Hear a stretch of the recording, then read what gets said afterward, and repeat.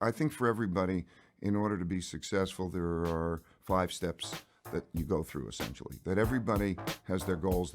What is their goal and the passion? So you have goals. And then what happens is you're going after your goals and you encounter your problems.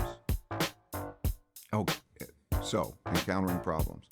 And then the big difference between people is how they approach those problems.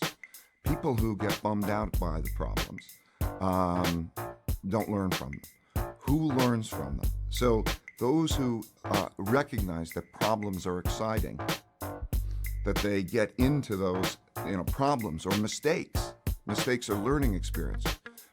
The pain that comes from that mistake. Every time you have pain, it's an indication that something's at odds.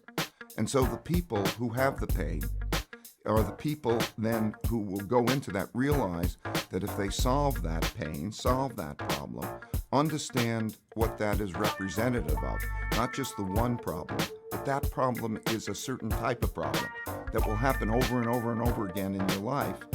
And if you can solve, how do I deal with that kind of problem? And so diagnose. The third thing that everybody needs to do is if they have problems on the way to their goals, that they diagnose those problems and they get to the root cause, the real root cause. The real root cause is typically what people are like.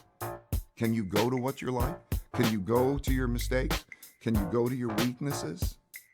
Right? Can you go to other people's mistakes and weaknesses? Some people, because of an ego barrier, can't do that. And so if they don't recognize their own mistakes, their own weaknesses, or others' mistakes and weaknesses, what the root cause being what they're like, because of ego barriers, if they can't go there, they're going to repeat those mistakes. They're going to have them over and over again.